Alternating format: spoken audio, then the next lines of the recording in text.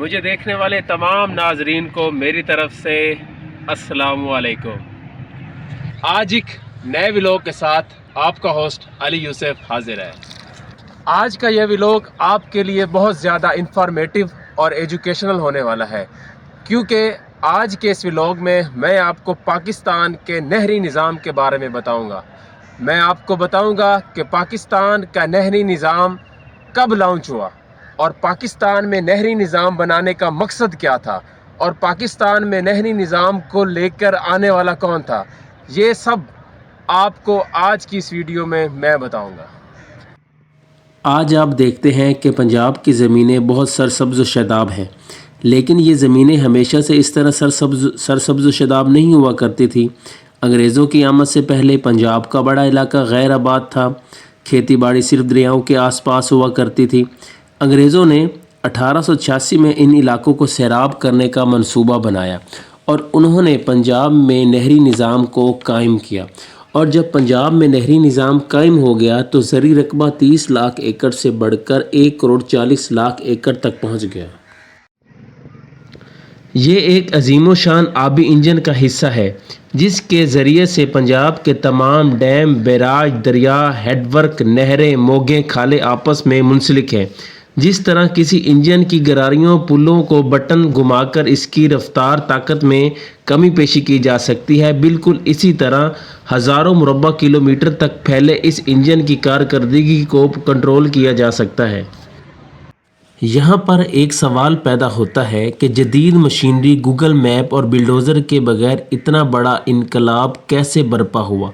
انگریز نے کس طرح پنجاب کے کونے کونے تک نہری نظام قائم کیا؟ آخر یہ کیسے ممکن ہوا؟ یہ ایک بہت بڑا امتحان تھا انگریز حکومت کے لیے۔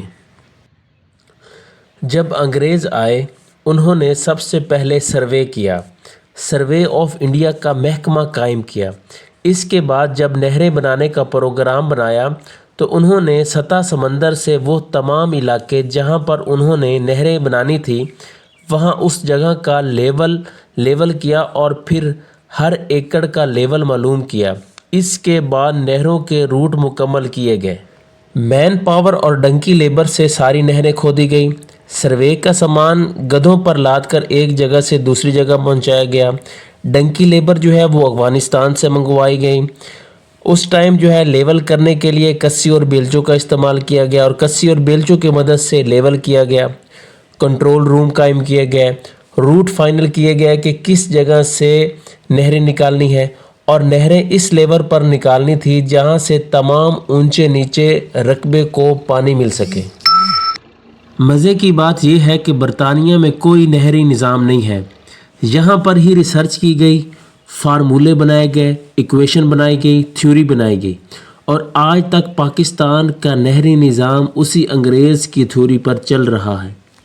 اب سوال یہ پیدا ہوتا ہے کہ انگریز کو کیا ضرورت پیش آئی کہ انہوں نے پنجاب کی عوام کی خاطر اتنا بڑا، اتنا مشکل اور اتنا پیچیدہ منصوبہ شروع کیا؟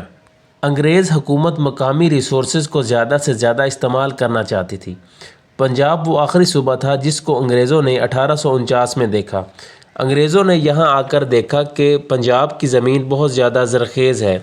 انگریز اس زمین کی زرخیزی کو استعمال کرنا چاہتے تھے۔ انہوں نے یہاں پر نہریں نکالنے کا منصوبہ شروع کیا، اور ان کا نہریں نکالنے کا ایک اور مقصد تھا۔ یہاں پر زمین کی زرخیزی اور پانی کی موجودگی، یعنی کہ لینڈ ریسورسز اور واٹر ریسورسز کو زیادہ سے زیادہ استعمال کرتے ہوئے پنجاب کے لوگوں کو اپنے پاؤں پر کھڑا کیا جا سکے اور ان کو زیادہ سے زیادہ لوئل بنایا جا سکے۔ اس کے علاوہ ان کے کچھ سیاسی مقاصد بھی تھے۔ اس وقت برٹش آرمی کے لیے گھوڑے جو ہیں وہ آسٹریلیا سے منگوائے جاتے تھے، جو کہ بہت ہی کوسٹلی پڑتے، بہت ہی مہنگے پڑتے تھے۔ اس لیے انہوں نے مقامی طور پر ہارس بریڈنگ جو ہے وہ شروع کی گئی، اور پنجاب سے بیسٹ ہارس بریڈنگ کے لیے علاقہ انہیں نہیں مل سکتا تھا۔ یہ صرف آبپاشی یا نہری نظام کے فروغ کا منصوبہ نہیں تھا، بلکہ ایک سماجی انجینئر کا ایک بہت بڑا پروجیکٹ تھا، جس کے تحت انگریزوں نے پنجاب کے مختلف علاقوں سے نئے سیراب ہونے والے خطوں میں لوگ آباد کیے، لوگوں کو زمین الاٹ کی گئی۔ اس عظیم پروجیکٹ کے سیاسی اور سماجی اثرات مرتب ہوئے۔ اس کے بعد زمین الاٹ کرنے کا منصوبہ شروع کیا گیا۔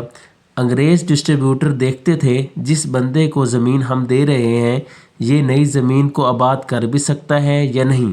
مطلب بہت سی صورتوں میں جو زمین تقسیم کرنے والے ڈسٹریبیوٹر تھے وہ ایپلیکینٹ کے ہاتھوں کو محسوس کرتے کہ کیا یہ ہاتھ ہل چلا بھی سکتے ہیں یا نہیں، کیونکہ ہل چلانے والے ہاتھ اور ایک بابو کے ہاتھ میں بہت فرق ہوتا ہے۔ اس کے بعد فیملی سٹرکچر کو دیکھا جاتا۔ اگر فیملی میں لڑکے زیادہ ہیں تو زیادہ زمین الاٹ کی جاتی، اور اگر فیملی میں لڑکیاں زیادہ ہیں تو کم زمین الاٹ کی جاتی تھی۔ جن علاقوں میں آباد کاری ہوئی انگریزوں نے ان کو چک کا نام دیا۔ اس چک میں ضروریت کی تمام چیز انگریزوں نے مہیا کی۔ ان چک والوں کے کام کرنے کے لیے موچی، نائی، چوکیدار، لوہار، درخان کا بندوبست کیا گیا، مسجد بنائی گئی، سکولز بنائے گئے، اور یہ تمام لوگ جو ہیں وہ فری آف کاسٹ لوگوں کا کام کیا کرتے تھے، کیونکہ انگریز حکومت نے ان کو خود زمین الاٹ کی ہوئی تھی، جس کی وجہ سے وہ تمام گاؤں والوں کا اور وہاں پہ رہنے والے امیر طبقے کا فری آف کاسٹ کام کیا کرتے تھے۔ پھر اس کے بعد 1947 آ گیا اور انگریز اپنا بوری بسترا سمیٹ کر برطانیہ واپس چلے گئے اور اپنے پیچھے چھوڑ گئے سرحدوں کا تنازع۔